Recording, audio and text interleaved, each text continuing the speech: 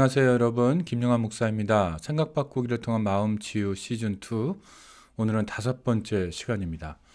우리가 지난주에 이어서 재앙적 생각에 대해서 알아볼 텐데요.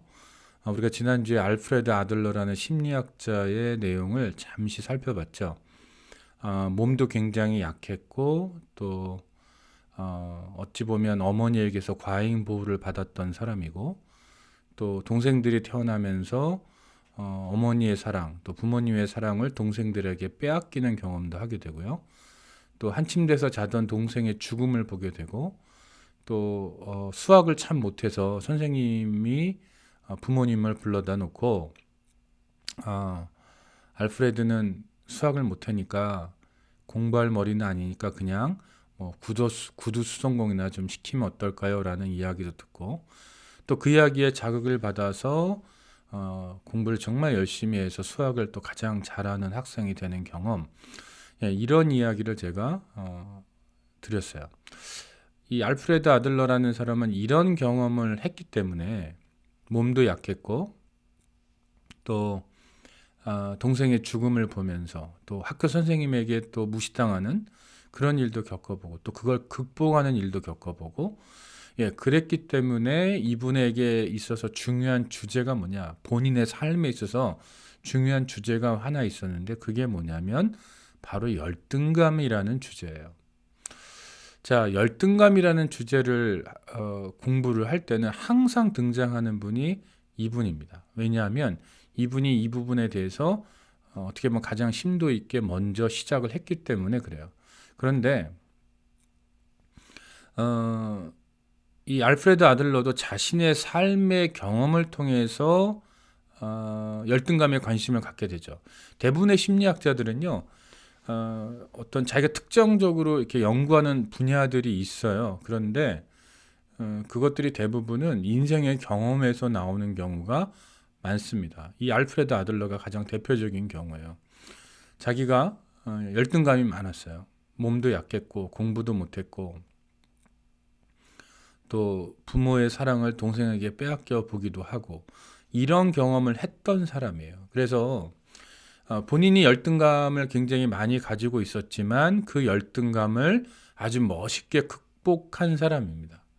그래서 자신의 경험을 바탕으로 열등감이라는 것을 나름대로 정리했다라는 거죠. 자, 그런데 우리는 보통 열등감을 나쁘게 생각하죠. 열등감은 나쁜 거야. 열등감이 있으면 안 돼. 이렇게 생각하는데, 알프레드 아들러는 좀 반대의 생각을 합니다. 열등감은 오히려 우리의 삶에 좋은 자극제라는 거예요. 오히려 열등감이 있기 때문에 우리가 삶에 대해서 노력하게 되고, 그 열등감을 극복해서 더 나은 사람이 되려고 한다. 이것을 주장했던 사람이 알프레드 아들러예요. 근데 이것은 어디서부터 나오는 생각이냐면, 누구 다른 사람의 어떤 책을 읽고 나오는 생각이 아니고 자신의 어릴 적 경험을 통해서 나왔던 이야기예요. 그러니까 자기가 직접 열등감을 알아봤고, 또 열등감이 있었기 때문에 노력을 해서 그 열등감을 극복하는 일을 겪어봤고, 그래서 인생의 성공자가 된 그 경험을 가지고, 야, 열등감이 그렇게 나쁜 것만은 아니야. 오히려 열등감이 인간에게 있기 때문에 오히려 자기를 더 쳐서 노력하게 되는 거 아닐까? 이런 얘기를 했던 사람이 아들러입니다. 그래서 여기 보면 아들러는 자기 완성을 위한 필수 요인으로 열등감을 제기함으로써 열등감을 긍정적인 측면에서 보았다. 자, 그러면 여러분, 열등감이 있는 사람들은 심리적으로 건강하지 않아요. 그러면 이 사람은 열등감을 긍정적으로 보네? 이렇게 이상한데? 이렇게 얘기할 수 있죠. 그런데 알프레드 아들러는 열등감을 두 개로 나눠요. 지금 우리가 보고 있는 열등감은 좋은 역할을 해주는, 어찌 보면 삶의 동기의 역할을 해주는 열등감, 그거는 좋은 거예요. 그런데 만약에 내가 이 어떤 부족한 부분이 있다는 것을 극복하지 못하고 거기에 짓눌려서 내가 내 삶이 오히려 망가지고, 또 그 열등감에 휩싸여서 사람들과의 관계가 제대로 안 되고 우울증에 걸리고 삶을 실패한다. 그거는 다른 거예요. 그래서 알프레드 아들러는 그런 열등감을 열등 컴플렉스라고 불렀어요. 그러니까 알프레드 아들러가 부르는 열등감은 우리의 삶의 에너지와 같은 거고, 또 우리의 삶에 오히려 좋은 동기, 더 열심히 살고 또 더 노력하게 하는 동기로서의 열등감이 바로 이 열등감, 알프레드가 말하는 열등감이고, 우리의 삶을 망치는 열등감은 열등 컴플렉스다, 이렇게 불렀다라는 거예요. 그런데 이 아들러는요, 열등감에 세 가지 원천이 있다고 봤어요. 첫 번째는 기관 열등감, 말이 참 어렵죠. organ inferiority. 그 다음에 과잉 보호, 이건 우리가 알 수 있어요. 양육 태만, 이것도 약간 좀 이상하죠. 자, 그러면 이 세 가지를 놓고 한번 좀 하나씩 보도록 할게요. 자, 기관 열등감, 과잉 보호, 양육 태만, 이 세 가지가 인간에게 열등감을 야기하는 이유다라고 아들러가 얘기를 합니다. 기관 열등감은 사실은 쉬워요. 우리의 몸과 관련된 거예요. 자, 외모, 건강, 또 질병이 있는가 없는가, 질병이 있다면 어떤 질병이 있는가. 자, 한국 사람들 참 외모에 민감하죠. 옷도 굉장히 잘 입고요. 화장술도 굉장히 발달한 나라고요. 그래서 우리가 여러분들 아마 그런 경험이 있으실 것 같아요. 미국에 이제 오래 살다가 한국에 들어갈 때 그냥 미국에서 옷 입듯이 입고 들어가면 어떻게 되죠? 예, 굉장히 창피하죠. 왜냐하면 한국 사람들 굉장히 외모에 신경 쓰기 때문에 옷도 세련되잖아요. 제가 아는 어떤 권사님은 오랜만에 한국에 방문했는데 인천공항에서 바로 마중 나온 언니의 손에 이끌려서 그냥 백화점으로 직행했답니다. 이유는 뭐냐? 내가 너하고 같이 다니니까 너무 창피하다. 옷이 너무 촌스럽다고 바로 그냥 백화점으로 납치당해서 완전히 옷을 위아래로 다 새로 사 입는 그런 경험을 했다는 얘기를 직접 들은 적이 있어요. 성형 대국이죠, 한국 사람들. 예, 한국이라는 나라가 성형 대국이에요. 그래서 외국 사람들이 한국에 와서 성형을 할 정도로 그만큼 외모에 대해서 굉장히 민감한 나라예요. 이 얘기는 뭐냐? 외모가 권세를 준다는 얘기예요. 파워를 준다는 얘기예요. 외모가 곧 어떤 자기를 더 부강하게 할 수 있고 부하게 만들 수도 있고 더 높은 직책에 올라가게 할 수도 있고 입사를 하게 할 수도 있고 이런 역할을 한다라는 거예요. 그만큼 외모가 사람들의 우월감 내지는 열등감을 느끼게 하는 요소로서 많이 작용한다는 거예요. 한국 사람들이 그 부분에 대해서 굉장히 민감해요. 그래서 루키즘이라는 단어가 있어요. 이거 뭐 미국에서 나온 단어긴 하지만 look, L-O-O-K. 자, 우리가 보다라는 동사죠. 우리가 흔하게 쓰는 동사. 근데 이게 또 명사로 쓰면 외모란 뜻이거든요. 생김새. 루키즘 하면 외모를 갖고 사람의 가치를 평가하는 그런 뭐 성차별 같은 뭐 인종차별 같은 그런 거, 외모차별 이런 단어도 있어요. 자, 우리가 건강의 상태에 따라서 우리가 열등감을 가질 수도 있고 우월감을 가질 수도 있어요. 내가 질병이 있느냐 없느냐에 따라서 또 어떤 질병을 갖고 있느냐에 따라서 열등감을 느낄 수도 있어요. 그게 바로 기관 열등감. 이건 누구의 경험에서 나오는 거예요? 아들러의 경험에서 나오는 거예요. 아들러가 워낙 몸이 약하고 병이 많았던 사람이기 때문에 본인을 돌아보니까 본인이 몸 때문에, 외모 때문에, 건강 때문에 열등감이 많았어요. 그래서 이분이 자기의 경험을 통해서 인간은 이런 기관 열등감이 있구나라는 것을 자기 경험을 통해서 아는 거죠. 그 다음에 이제 두 번째, 이 부분을 잘 보세요. 과잉보호. 한국 가정은 미국 가정에 비하면 아이들을 과잉보호하는 측면이 있어요. 아마도 여러분들 이 부분에 있어서 대부분 동의하실 거예요. 우리가 미국 가정을 보면 우리 한국 가정과 다르게 아이를 키우죠. 제가 애틀랜타에서 석사 과정에 있을 때인데요. 그 당시에 이제 학교 기숙사에 살고 있었어요. 그런데 이제 뭐 잘 아시겠지만 미국 아파트라는 것이 기숙사 그 아파트 건물인데 벽이 되게 얇죠. 그러니까 소리가 다 들리죠. 옆집 소리가. 새벽에 잠을 자고 있는데 옆집에 미국 백인 석사과정 학생이 가정에 이렇게 같이 있었어요. 그런데 새벽에 아이가 울어요. 그 집에 아들이 둘이 있었는데 둘째 아들이 이제 태어난 지 뭐 돌 조금 안 된 아이였거든요. 아이가 엄청나게 울어요. 근데 미국식은 어때요? 예, 엄마 아빠하고 아이들하고 따로 자잖아요. 그러니까 아이가 그렇게 어린데도 예, 아이가 우는 거예요. 그런데 문제는 아이가 그렇게 엄마를 찾고 우는데도 안 와요. 아이한테 안 오는 거예요. 1시간 정도 울었을까? 엄마 아빠가 왔어요. 와갖고 막 화를 내는 소리가 들리더라고요. 우리 같으면 따로 재우지도 않을 뿐더러 혹시라도 따로 재운다 할지라도 아이가 그렇게 울면 부모님이 바로 와서 아이를 돌봤을 거예요. 그런데 미국식은 뭐예요? 그렇지 않죠. 네가 그걸 그냥 내버려 두는 거죠. 한국 부모님들은 아이들을 과잉보호하는 성향이 굉장히 짙어요. 굉장히 짙어요. 그리고 그것을 아이들을 사랑하는 방법, 사랑하는 길이라고 생각해요. 그리고 아이들을 과잉보호하는 것이 마치 아이들을 소중하게 여기고 그다음에 아이들의 길을 살려주는 거라고 생각해요. 그러니까 어떤 일들이 한국에서 많이 벌어지냐면 만약에 식당에서 아이가 뭐 시끄럽게 하거나 위험한데 뭐 뜨거운 음식이 왔다 갔다 하는데 막 장난을 치고 돌아다니는데 만약에 식당에서 일하는 종업원이 일하시는 분이 그 아이에게 주의를 주거나 부모님에게 주의를 주면 왜 우리 아이 기죽이냐고 화를 내죠. 미국에서는 상상하기 좀 어려운 일이죠. 예, 그게 바로 과잉보호예요. 자, 보십시오, 여러분. 과잉보호라는 거는 자녀를 얼마나 독립적으로 키우느냐, 의존적으로 키우느냐의 주제예요.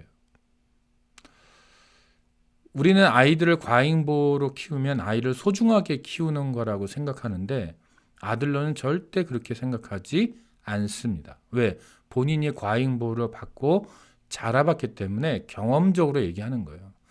본인이 몸이 약해서 과잉보호를 받고 자랐는데 그것이 결국은 자신의 열등감에 일조를 했다라는 것을 나중에 깨닫는 거죠.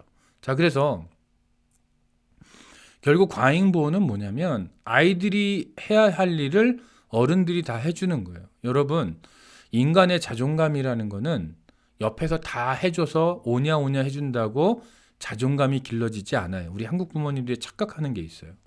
그걸로 자존감이 절대로 올라가지 않습니다. 그럼 뭘로 자존감이 형성되느냐? 실패를 극복하는 과정에서 자존감이 형성이 돼요. 알프레드는 그거를 아들러는 그걸 굉장히 강조합니다. 부모들이 다 해주면 안 된다. 아이들이 적절하게 실패도 해보고 적절하게 어려움도 겪어보고 그것을 극복해내는 과정을 통해서 열등감이 극복이 되고 자존감이 형성이 되고 건강한 성인으로 자라갈 수 있다라고 주장을 하는 거예요. 그런데 한국 사회에서는 이것이 너무 오해되는 것 같아요. 잘못 생각이 돼서 아이를 기죽이지 마. 이 생각이 너무 강해서 오히려 아이를 좀 버르장머리 없이 키우는 경향, 너무 과잉보호하는 경향, 아이들이 해도 될 만한 일들을 부모가 다 해주는 경향이 굉장히 강하다라는 거예요. 제가 몇 년 전에 한국의 그 교육방송에서 나왔던 한 프로를 본 적이 있어요. 그거는 뭐냐면 유럽의 교육 방식과 가정교육 방식과 한국의 가정교육 방식을 비교하는 프로그램이었어요. 그때 그 유럽 국가가 정확히 생각은 나지 않는데, 예, 뭐 덴마크나 노르웨이 정도 됐던 걸로 기억이 납니다. 자, 그런데 똑같은 나이의 초등학교 여자아이의 가정이에요. 자, 유럽의 한 가정, 한국의 한 가정. 그런데 등굣길의 모습이 너무나도 확연하게 달랐습니다.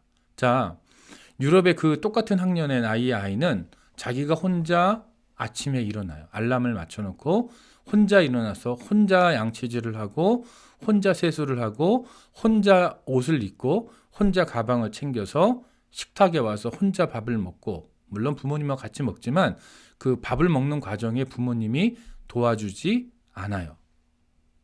그걸 모든 것을 혼자 하고 스쿨버스를 타고 학교를 가는 거예요. 그런데 물론 이것이 일반화가 되면 안 되겠지만 한국의 가정은 아이가 학교 가야 될 시간인데도 안 일어나니까 엄마가 와서 어렵게 깨웁니다. 한 초등학교 한 1학년, 2학년 요 정도 되는 아이였던 걸로 기억이 나요. 엄마가 어렵게 끼워서 아이가 눈을 못 떠요. 그러니까 어떻게 해요? 이를 다 닦아줘요. 얼굴 세수를 다 시켜줘요. 옷도 입혀줘요. 양말도 신겨줘요. 가방도 챙겨줘요.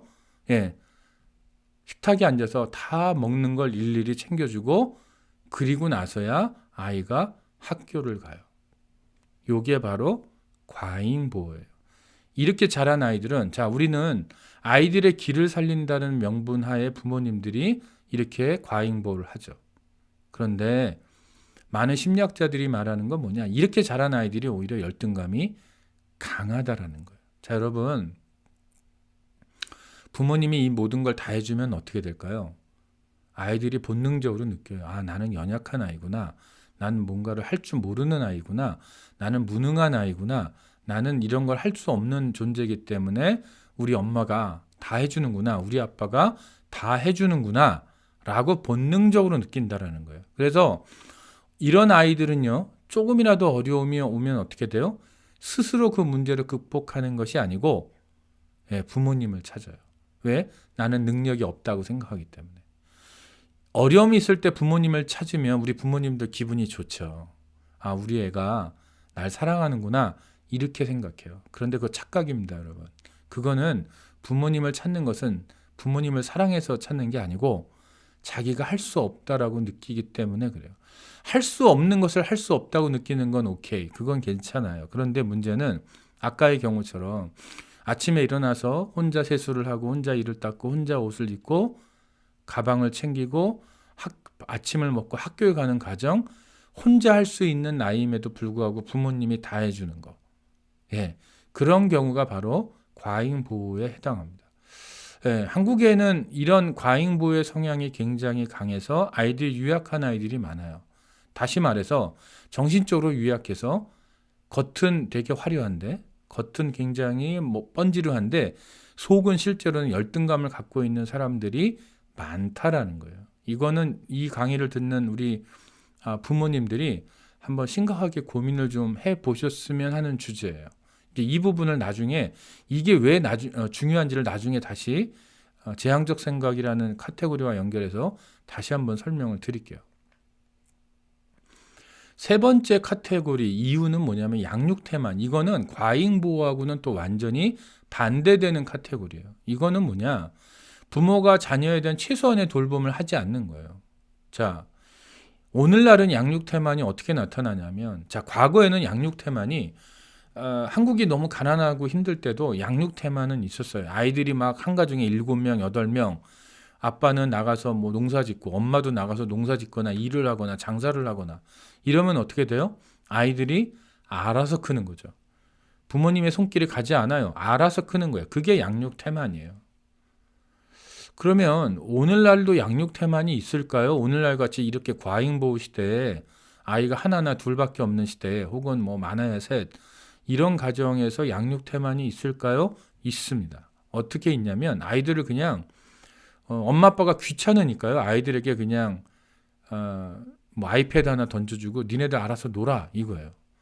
아이들은 엄마 아빠하고 놀고 싶은데 엄마 아빠하고 뭔가를 하고 싶은데 그게 힘들고 귀찮은 거죠. 그러니까 그냥 태블릿 PC 하나 던져주고 아이들이 알아서 비디오나 보고 게임만 하게끔 만드는 거 이게 오늘날의 양육태만이에요.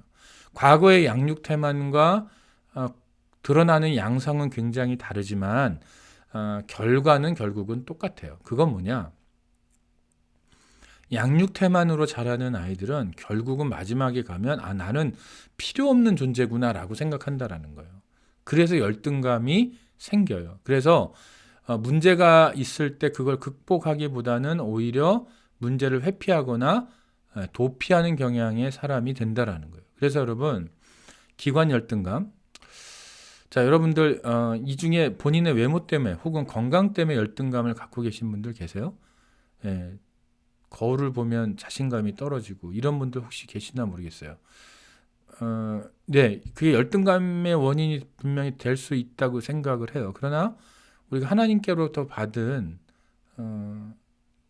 다른 것들을 한번 생각해보는 그런 시간, 기회가 될 수도 있다고 생각을 합니다. 그 다음에 과잉보호를 하고 계십니까? 혹은 과잉보호를 받으셨습니까? 만약에 과잉보호를 받았다면 여러분들에게 열등감이 있을 가능성이 굉장히 높다. 제가 아는 어떤 분은 20대 결혼하기 직전까지 어머니가 양말을 신겨줬어요. 남자분인데 결혼하기 전까지 양말을 신겨줬어요. 아들이라고. 자, 그러면 이분이 결혼했을 때 어떻게 됐을까요? 예, 그 부인 되시는 분을 제가 잘 알고 있어요. 날마다 가슴을 때립니다. 너무 힘들어서. 그게 바로 이제 과잉보호로 자란 사람들의 특징이에요. 여러분, 혹시 이렇게 과잉보호로 자라셔서 그런 행동을 하고 계시다면 좀 오늘 강의를 좀 주목해서 잘 들어주세요. 또 과잉보호를 하고 계시다면, 그리고 그것을 사랑의 표현이라고 착각하고 계시다면 오늘 좀 생각을 바꿔주시면 좋겠어요. 또 양육태만을 받으셨어요? 혹은 양육태만을 하고 계세요? 예, 그렇다면 오늘 강의를 좀 잘 들어주세요. 예, 양육태만도 결국은 열등감의 아주 치명적인 원인이 된다라는 거. 그러니까 아들러의 표현대로 한다면 열등 컴플렉스의 원인이 된다라는 거예요. 자, 여러분, 여기 옆에 이제 그림에, 오른쪽 그림에 집이 한 채 있습니다. 가정을 뜻해요. 자, 가정이라는 것 잘 생각해 보세요. 여러분, 어릴 때부터 자신의 욕구를 조절하는 것을 배우지 못하고, 잘 참지 못하고, 기다리지 못하고, 욕구를 즉시 채움받고 성장한 사람은 좌절이 생길 때 매우 불안해지고 불편해지고 견디기 어려워하는 특징이 있다. 자, 여기 보세요. 이 얘기는 앞에서 배웠던 세 가지의 그 열등감의 근본 원인 중에 어디에 들어갈까요? 요 세 가지 중에 두 번째, 과잉보호 섹터에 들어가요. 자, 보세요, 여러분. 어릴 때부터 자신의 욕구를 조절하는 것을 배우지 못해요. 어린아이들일수록 어때요? 욕구 조절을 못하죠. 그러니까 어떻게 돼요? 뭐 토이자러스 같다. 그럼 아이들은 어떻게 됩니까? 뭐 타겟을 갖다. 아이들은 어떻게 돼요? 장난감 보면 어떻게 됩니까? 사달라고 떼를 쓰고 뒤집어지죠. 그때 중요한 게 있어요.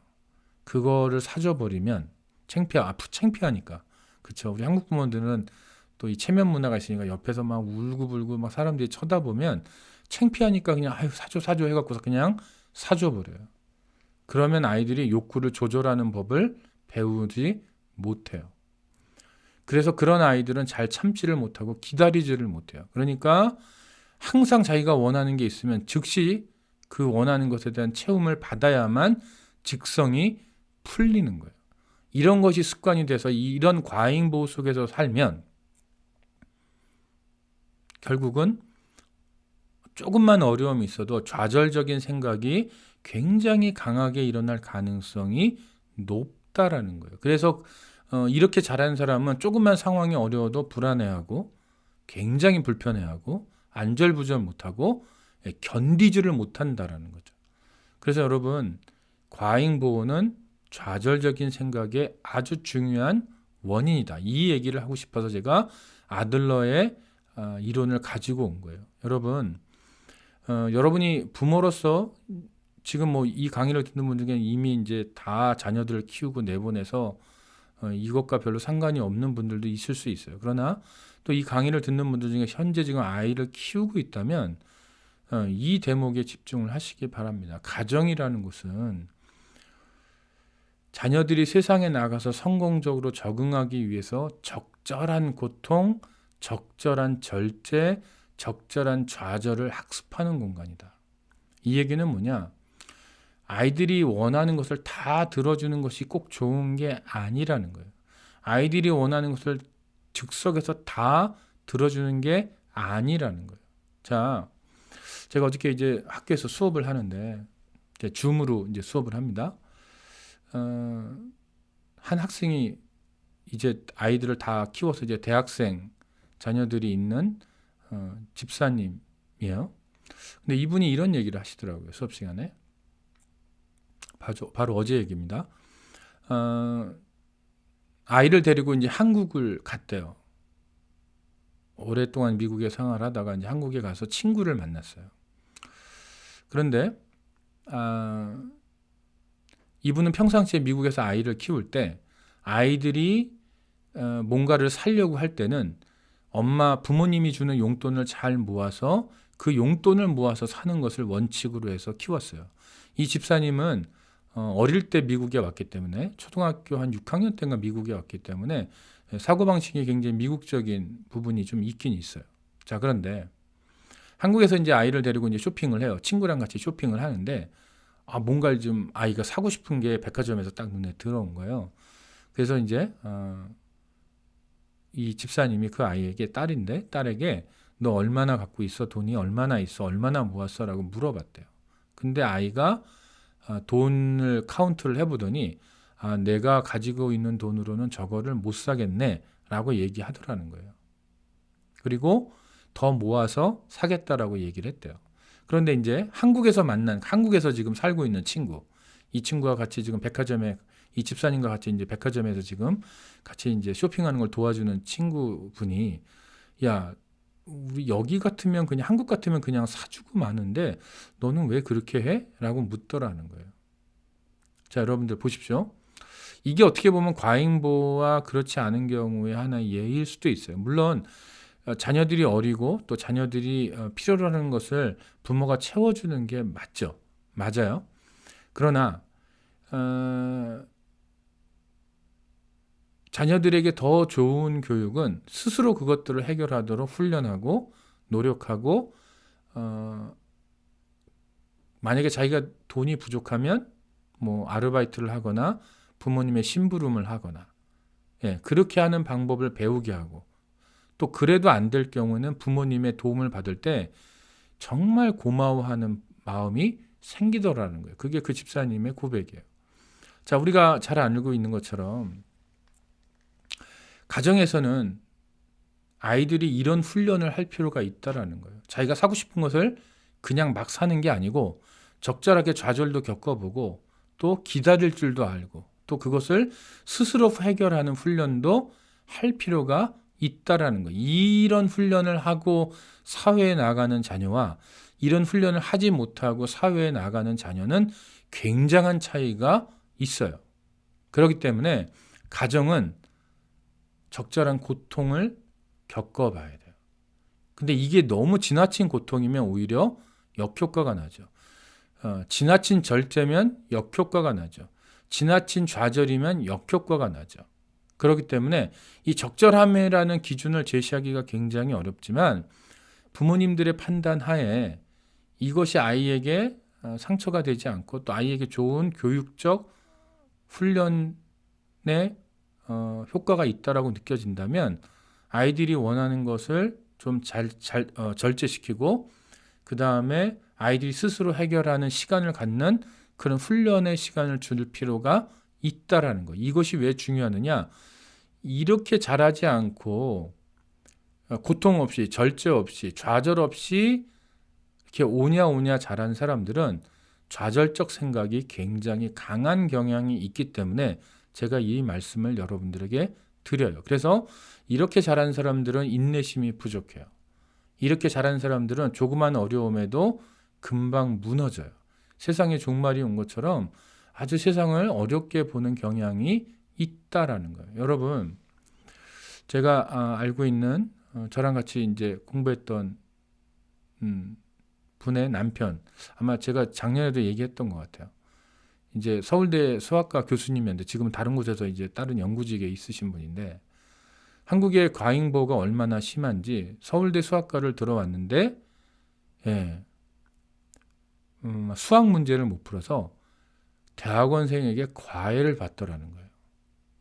자기가 그거를 보고 교수가 돼서 이제 그 장면을 보고 충격을 받았대요. 그리고 부모님들이 교수님들한테 막 전화를 해서 우리 애가 이렇고 저렇고 뭐 이러면서 우리 애를 좀 잘 봐달라는 식으로 이야기를 한대요. 자, 여러분, 이런 장면들이 지금 한국에서 벌어지고 있는 사회상이에요. 이것이 얼마나 우리가 과잉보를 하고 있다라는 것에 대한 명백한 증거가 되는 거죠. 자, 뭐 이 강의를 듣는 분들 중에는 아마 그런 분들은 없을 거라고 생각하지만 그것이 결론은 뭐냐면 그런 모습이 절대로 아이들에게 도움이 되지 않는다. 오히려 열등감을 키우고 아이들을 나약하게 키우는 아주 그런 지름길로 가고 있는 거다라는 것을 말씀드리는 거고, 그렇게 자란 사람일수록 좌절적 생각의 경향이 아주 강하다라는 것을 말씀드리는 거예요. 그래서 이 고통을 참아내는 인내의 차이가 어디에서 오느냐? 좌절과 인내에 대한 부모의 태도에 따라서 다르다. 여러분, 왜 아이들에게 다 해주나요, 부모님이? 잘 생각해 보세요, 여러분. 우리는 보통 그게 아이를 사랑하는 길이라고 생각하지만 실제로는 아니에요. 뭐냐? 아이들이 잘 못하는 걸 참지를 못해서 그래요. 그러니까 결국은 뭐예요? 부모님이 좌절적 생각이 많기 때문에 그래요. 부모님 자신이 좌절적 생각이 많기 때문에 아이가 뭘 좀 못하면 기다리질 못해요. 참지를 못해요. 그걸 가르쳐줘서 스스로 해결하게끔 그걸 인내하지 못해요. 그걸 인내하지 못하니까 그냥 해줘 버리는 거예요. 성격이 급해서 좌절적 생각이 커서 인내하지 못해서 그냥 해줘 버리는 거예요. 그게 편하기 때문에. 그게 자기의 안에서 일어나는 어떻게 보면 우라통을 잠재워주는 거기 때문에. 그러니까 그건 아이를 사랑하는 방법이 아니고 사실은 자기를 사랑하는 방법이죠. 그래서 좌절과 인내에 대한 부모의 태도에 따라서 아이들의 태도가, 좌절에 대한 태도가 많이 결판이 난다. 이 부분은 우리가 좀 볼 필요가 있고, 그럼 우리가 부모로부터 이런 태도를 못 배우면 우리는 끝이냐? 그렇지 않죠. 부모로부터 인내를 배우지 못해도 우리가 얼마든지 신앙 안에서 성령의 도우심으로 좌절을 극복하는 과정을 통해서 인내하는 능력을 얻게 돼요. 왜? 이게 성령의 열매니까. 우리가 성령의 사람이 돼서 신앙생활을 제대로 하면 우리는 반드시 인내하는 사람이 돼요. 왜 그래요? 나중에 그 성경 말씀을 통해서 알려드릴게요. 자, 여러분, 가인과 아벨 사건을 아시죠? 창세기 4장 5절에 가인과 그의 재물은 받지 아니하신지라 가인이 몹시 분하여 안색이 변하니, 이렇게 되어 있어요. 자, 여러분, 우리가 아는 것처럼 가인이 아벨을 쳐서 죽입니다. 가인의 욕구는 뭐예요? 자신의 재물이 하나님에 의해서 받아들여지는 거예요. 그런데 그 욕구가 채워지지 않아요. 이 재앙적 생각을 갖고 있는 분들, 이 좌절의 생각이 크신 분들은 어떤 특징이 있냐면 내 욕구를 좌절시킨 사람을 원수로 생각하는 경향이 있어요. 가인이 그런 경우예요. 교회 안에 이런 거 흔합니다, 여러분. 회사 안에, 비즈니스 안에, 인간관계 안에, 이웃 간에, 교우 간에, 목회자와 교인 사이에 얼마든지 일어날 수 있어요. 내가 원하는 게 있어요. 근데 그걸 상대방이 안 들어줘요. 그러면 상대방은 뭐가 되냐? 그 순간에 원수가 돼요. 그거 왜 그래요? 좌절적 생각. 인내하는 인내심이 약하기 때문에 그래요. 아론백도 뭐라 그랬냐면 욕구가 좌절된 사람은 그 원인을 다른 사람에게 투사하여 분노의 대상을 만드는 것이 일반적이다. 이게 인간의 죄성이라는 거예요, 여러분. 욕구가 좌절돼요. 내가 하고 싶은 게 있는데 그게 안 됐어요. 교회에서 내가 뭔가 하고 싶은 게 있어요. 내가 뭔가 되고 싶은 게 있어요. 그런데 그게 안 됐어요?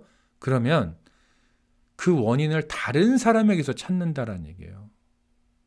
그래서 그 사람을 원수로 만들어 버린다는 거예요.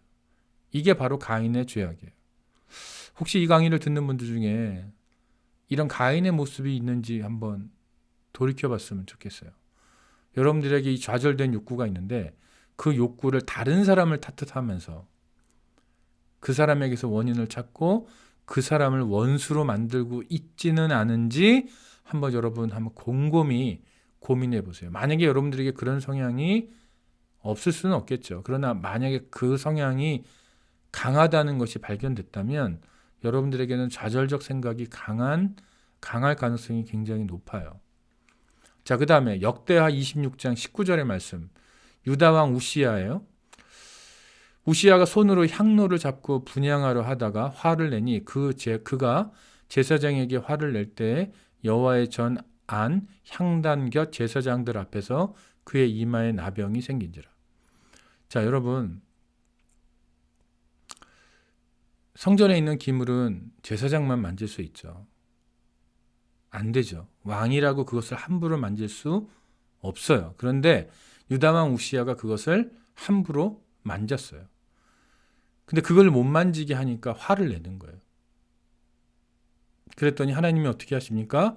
바로 그 자리 앞에서, 제사장들 앞에서, 쉽게 말해서 우시야가 화를 냈던 그 대상, 제사장들 앞에서 이마에 나병이 생긴 거예요.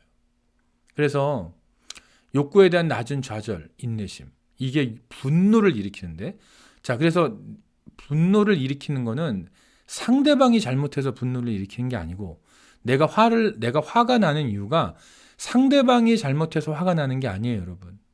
내 안에 인내심이 약해서 화가 나는 거예요. 근데 우리는 그걸 잘 모르죠. 그래서 내 안에 낮은 좌절, 인내심은 못 보고, 예, 내 욕구가 좌절되면 상대방을 원수로 만들어서 화를 내는 거예요.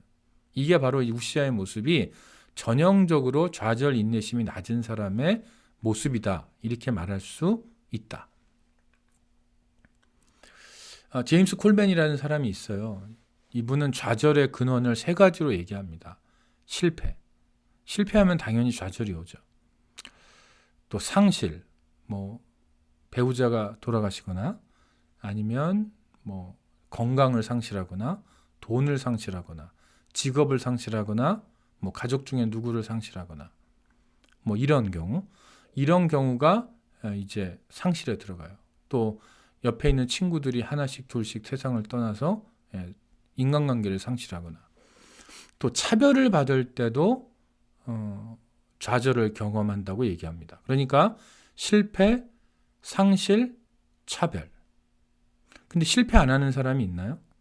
상실 안 하는 사람이 있나요? 차별은 좀 다를 수도 있을 것 같아요. 이렇게 실패를 하고 상실을 하고 차별을 당하면 심리적 외상, 그거를 우리는 한국말로는 트라우마라고 부르죠. 이 영어를 트라우마라고 그러는데, 제가 그냥 농담으로 트라우마는 콩글리시고 영어는 트로마. 자, 그러니까 심리적 외상의 원인이 바로 여기에 있다. 우리가 몸에 상처가 나듯이 마음의 상처가 나는데, 마음의 상처, 트로마가 어떻게 일어나느냐? 우리가 실패하고 상실하고 차별을 당할 때 우리는 좌절을 겪게 된다. 자, 우리가 차별, 요즘에 이제 아시안들에 대한 차별이 사회 이슈가 됐어요. 거의 매일 지금 아시안들을 향한 그 폭력이 거의 매일 뉴스거리가 되는 것 같아요. 계속 일주일에 몇 건씩 그런 일들이 벌어지고 있는 것이 우리가 살고 있는 미국의 현실입니다. 자, 그러면 만약에 우리가 이민자로서 이 땅을 살아가는데 이런 차별을 겪게 되면 어때요? 우리 안에 좌절이 생겨요. 좌절이 생길 수밖에 없다. 그러면 이런 좌절이 생길 때 우리는 어떻게 해야 될 것이냐? 우리가 해야 될 일이 있어요. 그건 뭐냐? 지나치게 강한 욕구, 좌절된 욕구. 자, 보세요, 여러분. 지나치게 강한 욕구. 우리에게 있는지 봐야 되고요. 내 안에 있는 좌절된 욕구가 뭔지를 보아야 될 필요가 있다. 여기 데니스 오크봄이라는 분이 뭐라고 얘기하냐면 인간의 문제를 살펴볼 때 지나치게 강력한 욕구와 좌절된 욕구가 항상 시험과 유혹을 불러 일으켰다. 이렇게 돼 있어요. 자, 여러분. 지나치게 강력한 욕구. 그게 무엇이 됐든 간에. 보통 우리 한국 이민자들은 이민에 대한 기대치가 굉장히 높다고 얘기합니다. 그리고 이민에서의 성공, 이민자로서의 성공에 대한 욕구가 다른 민족에 비해서 높다고 얘기해요. 자, 그러면 우리는 미국 땅에 살면서 뭐에 대한 욕구가 굉장히 강하냐면 성공에 대한 욕구가 굉장히 강해요. 그게 재정적인 성공이 일단 1단계고요. 두 번째로 많은 욕구가 자녀들을 좋은 대학에 보내서 좋은 직장을 갖게 하는 욕구. 그래서 메인스트림에 들어가서 백인들과 당당히 겨루어서 사는 그런 것들을 우리는 많이 인생의 목표로 삼는 경우가 많죠. 그거 자체가 나쁜 것은 아니에요. 그러나 문제는 그게 지나친 경우가 굉장히 많다라는 거예요. 그래서 아이들을 어떻게 키우냐면 아까 우리 앞에서 봤던 것처럼 앞에서 봤던 것과는 좀 다르게 굉장히 미국적인 용어로 쓴다면 타이거맘. 그래서 아이들을 막 엄청나게 과외를 시키고 해서 수동적으로 공부를 하게 하는 거죠. 엄마가 푸시해서, 아빠가 푸시해서 아이들이 공부를 해요. 그런데 그래서 좋은 대학을 가기는 가죠. 그런데 문제는 뭐예요? 한국 아이들이 좋은 대학은 잘 가는데 마치는 경우가 비율이 높지 않다라는 거예요. 아이비리그를 들어가는데 많이 드랍을 한다는 거예요. 왜냐하면 그렇게 수동적으로 공부했기 때문에, 푸시를 당해서 공부를 했기 때문에 창조성이 결여가 되고, 창조성이 결여가 되니까 학교 공부를 따라가지를 못하는 거예요. 그래서 아이들이 많이 드랍을 한다라고 제가 작년에 말씀을 드렸어요. 자, 지나치게 강한 욕구를 현실적으로 조절할 필요가 있다. 현실적으로. 제가 지난주에도 이 완벽주의 얘기할 때 이런 말씀 드렸잖아요. 완벽주의 얘기할 때 첫째들이 완벽주의자들이 많은데, 왜냐하면 부모님들이 첫째 아이를 키울 때 지나친 욕구가 많아요.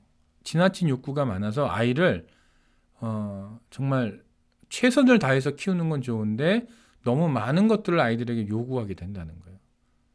그래서 뭐 입히는 것도 책으로 입히고, 먹이는 것도 책으로 먹이고, 좋다는 건 다 해줘요. 필요한 것도 다 사줘요. 그런데 어떻게 돼요? 아이들이 그런 높은 기대치 속에서 그런 완벽주의적인 부모의 그런 교육법 때문에 아이들이 자기도 모르게 완벽주의자로 길러져요. 근데 완벽주의자들에게 있는 것이 뭔지 아세요, 여러분? 이 좌절적 생각이 굉장히 강해요. 뭘 하나 못하면 금방 무너진다라는 거예요. 그래서 이 지나친 욕구를 조절할 필요가 있다. 다시 말해서 눈높이를 조절할 필요가 있다. 현실적으로 만들 필요가 있다. 근데 첫째 아이 키울 땐 그게 잘 안 되거든요. 근데 첫째 아이를 통해서 시행착오를 해보고 나서야 부모님들이 현실적인 욕구, 기대치를 둘째 아이부터는 갖게 되는 경우가 많다라는 거예요. 그 다음에 내 안에 좌절된 욕구가 많으면 우리 안에 많은 문제가 생겨요. 그래서 이 좌절도 적당히 겪어야 약이 되는 거지, 너무 많이 겪게 되면 문제가 생깁니다. 심리치료 이론 중에 게슈탈트 이론이라는 게 있어요. 말이 참 어려운데, 게슈탈트. 그냥 뭐 이 개념을 길게 설명하면 복잡하니까 짧게 말씀드릴게요. 게슈탈트 이론이 말하는 건 뭐냐? 인간에게 욕망이 있는데, 욕망이 내가 하고 싶은 게 있어요. 제 앞에 있다고 생각을 해보세요, 여러분.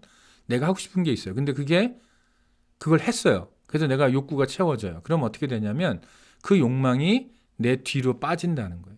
그걸 배경이라고 부르는데, 그리고 또 다른 욕망이 올라와요.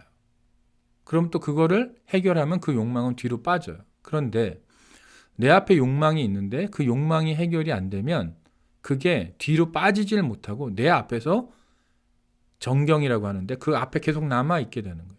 그래서 얘가 왔다 갔다 해요. 날 좀 이루어달라고, 날 좀 어떻게 해달라고 왔다 갔다 하다 보면 정작 새로운 욕망이 올라와야 되는데 새로운 욕구가 올라오질 않고 얘 때문에 방해를 받아서 내가 뭘 하고 싶은지를 모르게 된다는 거예요. 그래서 여러분, 이 좌절된 욕망이 많은 사람들은요, 뭐 하고 싶어? 물어보면 몰라. 이렇게 대답해요. 왜요? 너무 많이 꿈을 눌러놨기 때문에, 어릴 때부터.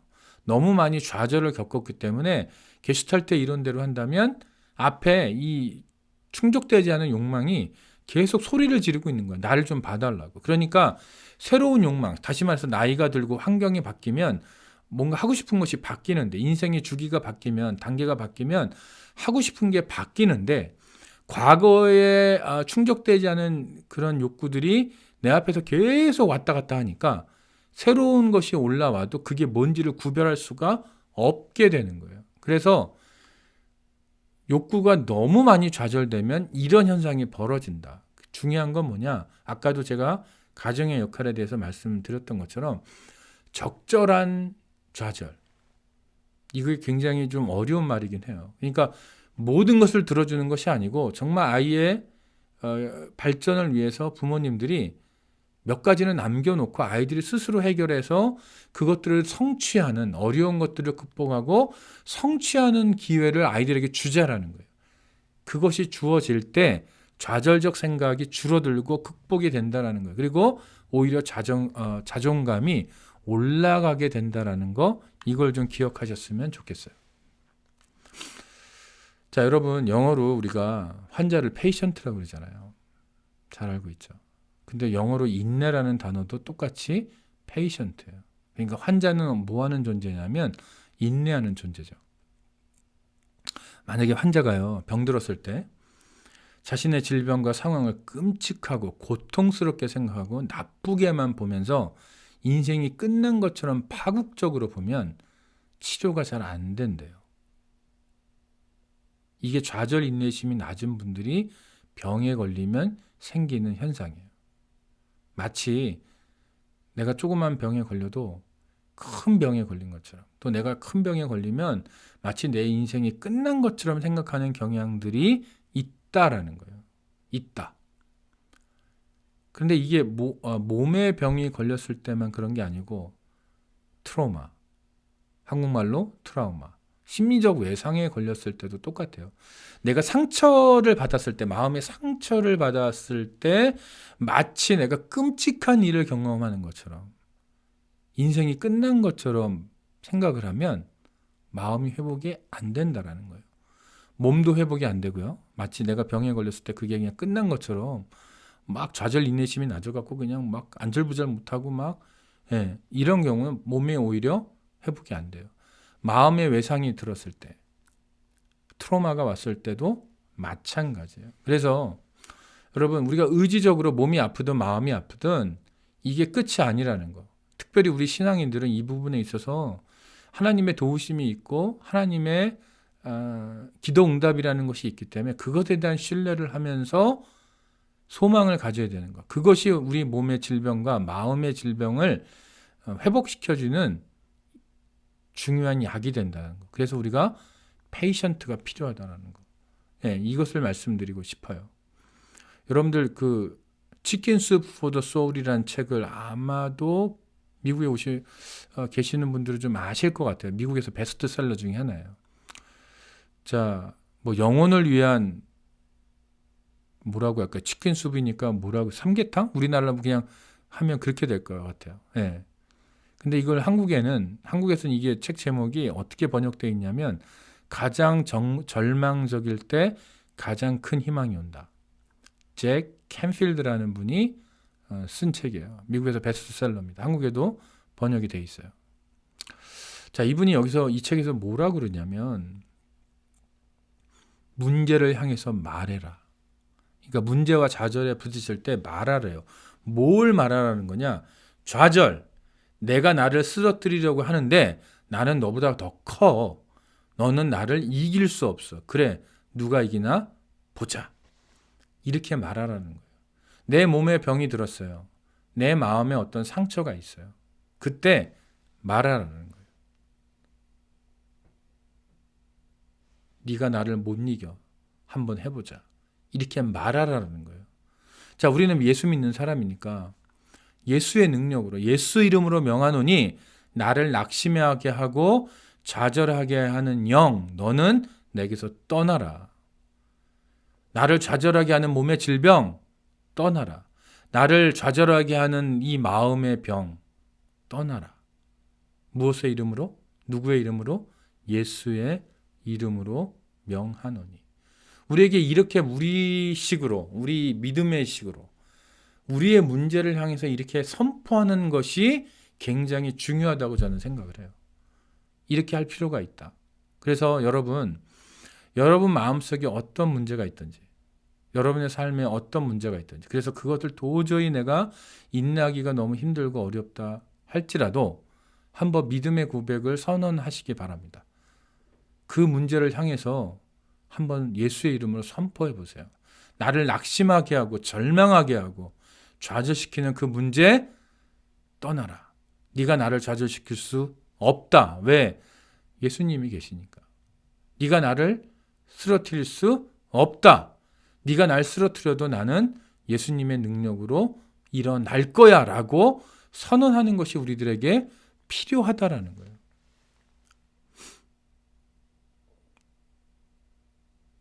아까 성령의 열매에 대해서 제가 잠깐 말씀을 드렸어요. 성령의 열매의 마지막이 인내예요. 자, 그러면 인내가 헬라어로 휘퍼모네라는 단어예요. 거기 이제 헬라어가 있는데 휘퍼모네. 이 단어의 뜻은요, 억지로 이를 악물고 참는 거 아니에요. 우리는 보통 인내라는 단어를 생각할 때 이를 악물고 참는 거를 생각해요. 되게 한국적인 개념이죠. 버티는 거, 맷집, 뭐 이런 거 생각해요. 그런데 이 휘퍼모네라는 단어는 그런 단어가 아니고 굉장히 자발적인 단어예요. 기쁨의 단어예요. 소망의 단어예요. 그래서 순종하는 마음으로 하나님이 이런 환난을 나에게 주셨네. 그렇다면 이 환난 속에서 내가 무언가 이루어 드릴 게 있나 보다라는 그런 순종하는 마음으로. 또 믿음으로 이 환난은 하나님이 주셨고 이 속에서 하나님이 원하시는 게 있고 이 환난은 하나님의 능력으로 내가 극복할 수 있다라는 믿음을 가지고 통과하는 거예요. 그리고 이 환난 끝에 굉장히 좋은 연단의 열매가 있을 거라는 소망. 그래서 기쁨으로 참고 기다리는 상태, 이게 바로 인내라는 단어예요. 여러분, 내가 어릴 적 가정 환경이 이렇고 저렇고 해서 내가 이런 인내심이 약하다고 생각하십니까? 그렇다면 좋아요. 아들러가 오히려 자기의 몸이 약하고 공부도 못하고 여러 가지 어려운 환경 속에서 오히려 그걸 극복하고 열등감에 대해서 연구를 하고 글을 쓰고 사람들에게 많이 전파한 것처럼 오히려 여러분, 내가 가정 환경이 어려웠기 때문에 이랬기 때문에 저랬기 때문에 내 안에 이런 것이 준비가 안 돼 있다면 좋습니다. 그러면 이제 오히려 더 예수님을 의지해야 하는 조건이 생긴 거예요. 그러면 휘퍼모네 이것을 붙들고 나아가면 됩니다. 자, 연단이라는 걸 생각해 보면 우리가 불을 생각할 수 있죠. 연단. 불을 통과한다. 자, 여러분들 우리가 쓰는 그릇이 있잖아요. 흙을 가치 있게 하는 온도. 톡이라는 것이 보통 500도에서 구워지고요. 이 독이, 질그릇이 1000도에서 구워집니다. 그리고 자기, 굉장히 비싸죠. 1300도 이상에서 구워진다고 합니다. 자, 어떤 그릇이 더 가치가 있냐면 1300도 이상에서 구워진 자기가 가장 가치 있는 그릇이에요. 하나님은 우리 믿음의 그릇을 이렇게 연단하세요.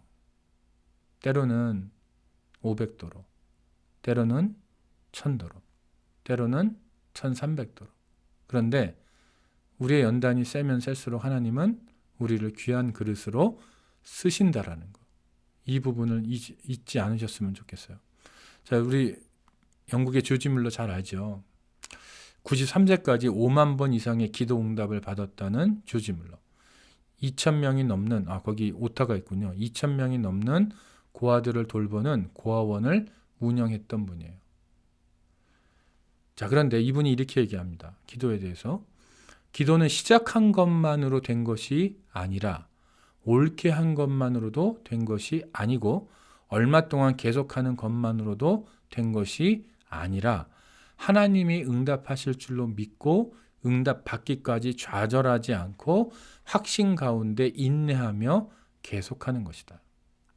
혹시 여러분 좌절 인내심이 약해서 하나님께 기도하는 것을 멈추신 분들 계십니까? 그러면 다시 마음을 다시 가다듬고 휘퍼모네, 기쁜 마음으로 다시 여러분의 기도를 다시 드세요. 여러분의 그 기도의 줄기를 다시 붙잡고 하나님 앞에 기도하셨으면 좋겠어요. 이 조지 뮬러처럼 기도를 시작한 것만 갖고 안 된다라는 거예요. 옳은 방향으로 기도하는 것만 갖고도 안 돼요. 그의 나라와 그의 의를 먼저 구하는 거 옳은 방향이죠. 그것만 갖고도 안 된다라는 거예요. 얼마 동안 계속하는 것만으로도 안 된다라는 거예요. 응답받기까지 좌절하지 않고 아예 응답받기까지 좌절하지 않기로 작정하고 그렇게 기도하는 것이 필요하다. 한번 성경 말씀을 볼게요. 이거 제가 얼마 전에 사실은 새벽 설교 가운데 드렸던 말씀이에요. 이사야서 8장 6절. 이 백성이 천천히 흐르는 실로아의 물을 버리고 르신과 르말리아의 아들을 기뻐하느니라. 자, 여러분, 지금 남유다가요, 절대절명의 위기 가운데 있어요. 아수르가 쳐들어와요. 그런데 남유다가 지금 누구를 버리냐면 천천히 흐르는 실로아의 물을 버려요. 이게 누구를 뜻하냐면 하나님의 도우심을 뜻하는 거예요. 그러니까 하나님의 도우심은 어떻게 흐르냐면 천천히 흘러요. 근데 그게 실로아의 물이 뭐 거대한 물이 아니에요, 여러분. 쫄쫄쫄 흐르는 시냇물이에요. 시냇물 주제에 천천히 흘러요. 얼마나 답답해요. 속도도 느려요. 양도 없어 보여요. 얼마나 답답합니까?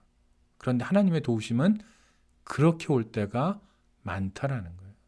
그래서 이스라엘이 남유다가 그 실로아의 물, 천천히 흐르는 실로아의 물을 버려버리고 있어 보이는, 빨리 올 것 같은, 그리고 양도 엄청나게 많을 것 같은 다른 민족을 바라보고 소망한다라는 거예요. 의지한다라는 거예요. 그게 죄라고 얘기하죠. 자, 여러분, 우리가 하나님의 도우심이 천천히 흐르는 실로아 물처럼 우리에게 와요. 좌절 인내심이 낮으면 우리는 그것을 버려버려요. 그리고 빨리 오는 거, 많이 오는 거를 붙잡는다라는 거예요. 그러나 여러분, 하나님의 도우심이 천천히 흐르는 실로아의 물처럼 오는 것을 인내할 수 있기를 바라요. 천천히 오는 것도 인내해야 되고요. 그 양이 흡족하지 않아도 그것을 인내할 수 있어야 돼요. 사도행전 1장 6절에서 7절, 이것도 얼마 전에 제가 여러분들 새벽 설교 가운데 말씀드렸던 얘기예요. 그들이 모였을 때 예수께 여쭈어 이르되 주께서 이스라엘 나라를 회복하심이 이때니까 하니 이르시되 때와 시기는 아버지께서 자기의 권한에 두셨으니 너희가 알 바 아니요. 자, 사도행전이잖아요. 1장이에요. 부활하신 예수님이 제자들에게 나타나셨어요. 제자들의 관심은 뭐예요? 이스라엘 나라를 빨리 회복해서, 다시 말해서 로마의 압제로부터 해방해서 자기들이 떵떵거리면서 다른 민족을 지배하면서, 그러니까 오히려 지금은 로마의 지배를 받고 있지만 로마 사람들 앞에서 군림하면서 살기를 원하는 그 나라를, 그 시기를 꿈꾸고 있어요. 그러니까 부활하신 예수님을 향해서 뭐라고 합니까? 언제 이스라엘을 회복하실래요? 이거예요. 그런데 하나님의 그 예수님의 대답은 뭐냐면, 아니 때와 시기는 아버지께서 자기의 권한에 두셨으니 너희가 알 바 아니다. 우리는 기도할 때, 제가 새벽 설교할 때 얼마 전에도 이 말씀 드렸어요. 우리는 기도할 때 하나님 언제 들어주실래요? 언제? 이게 우리의 주제죠. 저도 이 설교 준비하면서 많이 회개했는데 제 기도를 분석을 해보니까 저도 언제라는 단어를 쓰고 있더라고요. 도대체 하나님 언제? 근데 그 언제라는 단어를 그냥 쓰는 게 아니고 하나님 도대체 언제요? 이런 단어를 쓰고 있는 거예요, 제가. 그게 바로 저 안에 좌절 인내심이 낮다라는 거죠. 좌절 인내심이 낮으면 우리가 하나님 앞에 도대체 언제요? 이런 불만 불평을 할 수 있어요. 그런데 하나님, 예수님의 대답은 뭐예요? 때와 기한은 우리의 소관이 아니다. 이거는 아버지 권한이다. 우리가 건들 수 없다는 얘기예요. 다시 말해서 이 언제라는 질문을 우리가 드릴 수 없다라는 거예요. 왜? 하나님의 영역이니까. 우리의 영역은 뭐예요? 인내하는 거, 휘포모네.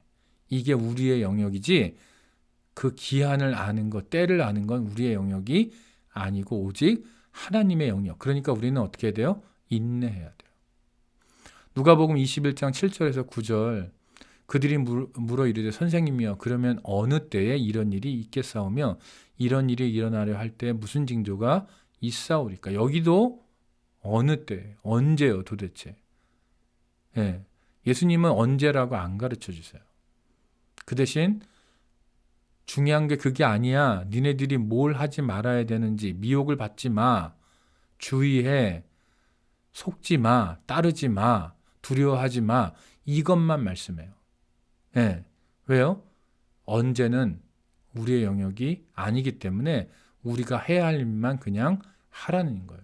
우리가 기도하면서 언제를 묻는 것이 아니고 우리는 인내하면서 그저 우리의 할 일을 묵묵히 하는 것, 그게 바로 하나님이 원하시는 거라는 거예요. 자, 마지막으로 여러분 시편 89편에서 46절의 말씀. 여호와여 언제까지니까 스스로 영원히 숨기시리이까 주의 노가 언제까지 불붙듯 하시겠나이까. 시편 저자의 고민도 언제예요? 우리의 고민도 언제예요? 저도 이 고통을 알아요. 왜도 저도 이 언제라는 주제가 저에게 지금 현재 있기 때문에. 하나님 도대체 언제? 그런데 여러분, 우리가 이 모든 것들을 인내하면서 내 타이밍에 하나님의 응답이 오지 않는다 할지라도 그것이 하나님이 나를 싫어하는 것도 아니고 버리셨다는 뜻도 아니고 나를 1300도 이상에서 나를 굽고 계시다라는 그 믿음을 가지고, 그리고 이 끝에 반드시 하나님의 응답이 있고 아름다운 인내 열매가 있다는 것을 믿고 언제를 내려놓고 하나님 내가 뭘 할까요? 이 상황 속에서 하나님 내가 무엇을 하기를 원하십니까? 언제를 내려놓고 무엇을, 이것을 잡고 하나님 앞에 기도하는 삶으로 나갔으면 좋겠어요. 그게 바로 좌절적 생각을 극복하는 길이에요. 어렸을 때부터 좌절적 환경적인 요인으로 과잉보호를 받았던 기관 열등감을 가지고 있든 양육 태만을 경험했건 그거 중요하지 않고요.